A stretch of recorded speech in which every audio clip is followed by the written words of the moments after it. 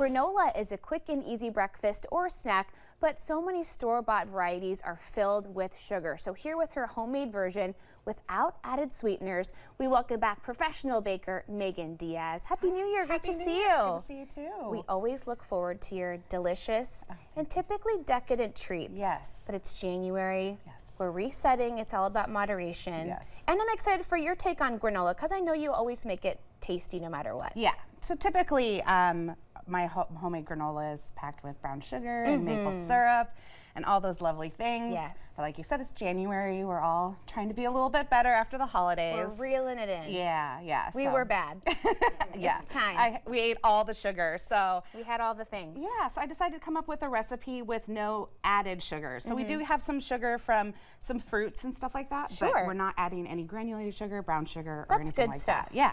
So we're gonna start out with all of our oat mixtures. You have lots of things here. This is gonna be fun. Yeah, so just kind of bring in some extra different types of oats and grains just to bring in some extra fiber. Sure. And some extra antioxidants and all that lovely things we want to pack in. And all that different crunchy texture too. So we've got our regular old-fashioned oats. We're used to these. They go in our oatmeal. Easy. So we'll start with that. You Okay. can dump that in the bowl. It's 2 cups of that. Nice. And then we've got a hard red wheat oat. So very similar to an old-fashioned oat, but it's made with hard red wheat. Okay. This is going to give us a little bit more fiber, and it has really kind of a thicker texture to it. So it's nice texture to the granola too.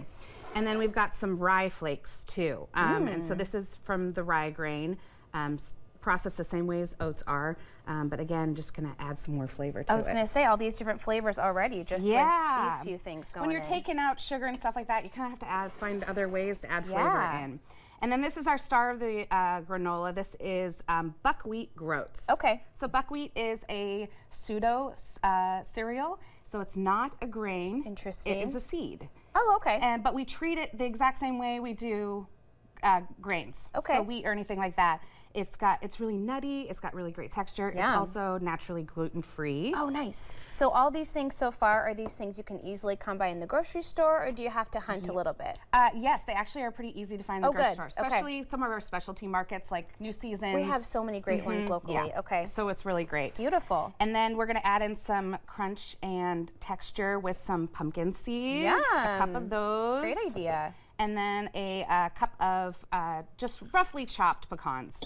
Again, the nice thing about making granola at home is you can switch these out. So if you don't like pecans, walnuts, almonds, whatever you feel like doing, it's always really great. Great. And then if you want to mix that together, I'll get our wet ingredients together. Yeah. So our kind of like binder to hold that granola together is going to be unsweetened applesauce. Nice. And that's got plenty of taste and sugar in it, even unsweetened. Yep, exactly. So we're getting that nice sugar from the apples. And then we're going to use some grapeseed oil. Grapeseed oil, okay. Just a little neutral oil, nothing with big flavor. Okay.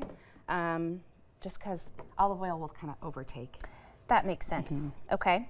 A little more flavor, we're going to add a teaspoon of cinnamon and a little bit of kosher salt. Okay.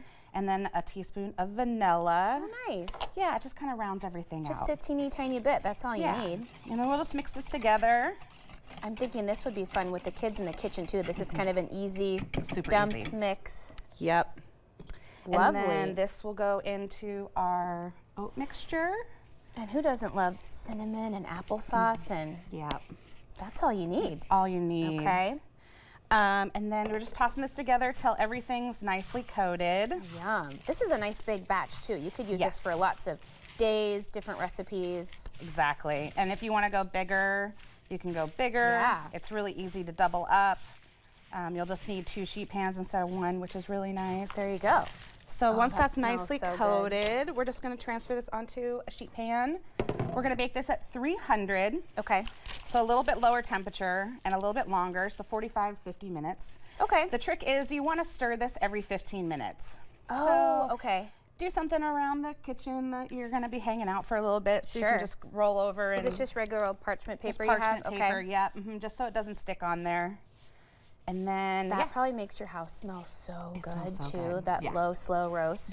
It's one of those smells that I have in my house baking that it just never gets old. In the winter time too, that's really nice and refreshing. Yeah, and so once that comes out of the oven, we'll add some dried fruit. So we'll add some golden raisins. Again, this can be whatever you want, dried fruit you want. If you want regular raisins, if you want dried cranberries, you can kind of change it up however you see fit. And how do you have it all put together over here for us? If you want to add a little bit of sweetness, you can add a little bit of honey or agave on it or anything like that. But if you just want to just keep it plain, I just have it ready here with some Greek yogurt for you, just as a little parfait.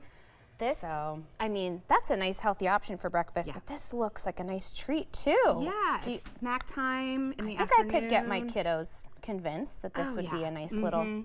And my husband likes to do just another little dollop of applesauce on top, which is another, so you bring in a little bit more sweetness if you want to bring in that too, so. That is so yummy and refreshing. How long can you keep this? How long can you store it for? You just store it in an airtight container or a Ziploc bag for a week, too. Oh, nice. Yeah, which is really great. I think this will go pretty fast. Oh, it goes quick. It never stays along very long. I love that. What a great way to kick off the new year with you. Yeah, for sure. And we'll get back to the decadent stuff a little bit later Valentine's Day next month, so we'll be back to sugar. Things to look forward to. Great to see you. Thank you so much. We'll have more information about Megan on our website at katu.com. And we'll be right back with more Afternoon Live right after this.